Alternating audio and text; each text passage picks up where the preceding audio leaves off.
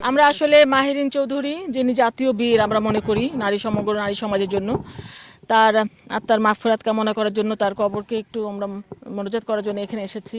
তার পরিবার সমস্ত পরিবারের সমবেদনা জানাতে আমাদের দেশনেত্রী বেগম খালেদা জিয়ার পক্ষ থেকে এবং দেশনায়ক আমাদের ভারপ্রাপ্ত চেয়ারম্যান জনাব তারেক রহমানের পক্ষ থেকে, এবং ওনারাই আমাকে বলেছেন আমরা মহিলা দলে সবাই এসেছি। কারণ এই যে আমাদের এই শোক সমস্ত পরিবারের সমবেদনা জানানো আমাদের ভাষা নেই।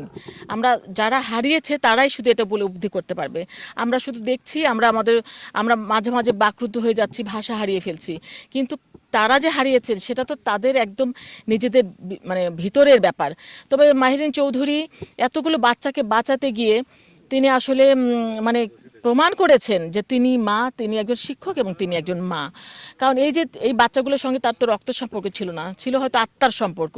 তিনি সবগুলো বাচ্চাকে নিজের বাচ্চা মনে করেছেন। এখানে তিনি তার ভাই বোন, স্বামী, পরিবারের কারো কথা চিন্তা করেন নাই। তার নিজের দুটো নাবালক সন্তান আছে, ছেলে সন্তান, তাদের কথা চিন্তা করেন নাই। এটা তো আসলে একদম আমি মনে করি একটা এই শিক্ষকতার যে মহান পেশা, এই পেশাকে একটা মানে মহানুভবতার জায়গায় পৌঁছে দিয়েছেন তিনি, যে শিক্ষকরা কি করতে পারে, এবং সমগ্র নারী সমাজের জন্য তিনি গর্বিত একজন মা হয়ে থাকবেন আমরা যেটা মহিলা দল মনে করি।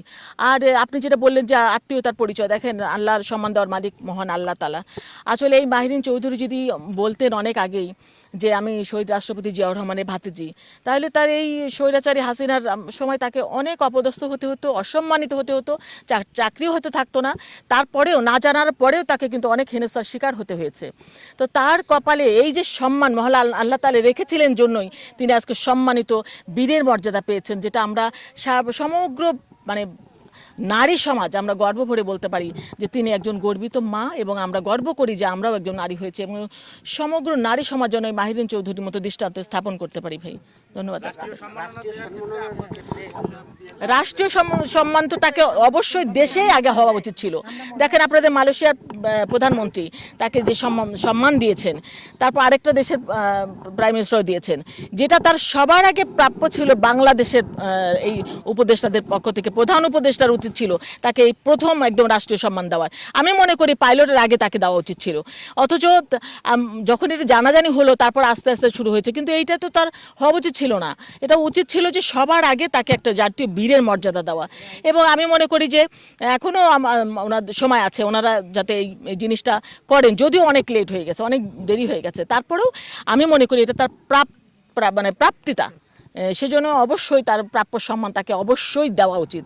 এবং আমরা সরকার কি দিল না দিল আমরা ওটা কেয়ার করি না, কিন্তু আমরা সমগ্র নারী সমাজ মনে করি তিনি আমাদের হৃদয়ে আছেন, থাকবেন, এবং তার আদর্শকে ধারণ করে আমরা যেন নিজেদেরকে মাদেরকে এগিয়ে নিয়ে যেতে পারি। এবং শিক্ষকদেরও বলবো তিনি যে শিক্ষকতার মহান পেশাকে মহিমান্বিত করেছেন, সেটা যেন মহান শিক্ষকরা যেন এটাকে ধারণ করেন। এই যে বাচ্চাগুলো আজকে ইতিম হয়ে গেল, বাচ্চাগুলোও যেন গর্ব করে, ওরা তো মা হারিয়েছে, তারপরে ওদের কাছে গর্ব আমার মা আমাদের ভাইদেরকে বোনদেরকে বাঁচাতে গিয়ে মা চলে গিয়েছে। এটা তাদের ভিতরে সারা জীবন থাকবে। এটা একটা রাষ্ট্র সম্মান একদম তার জন্য প্রযোজ্য। আমি তো অবশ্যই মনে করি অনতি বিলম্বে এই সরকার তাকে রাষ্ট্রীয় সম্মানে ভূষিত করুক।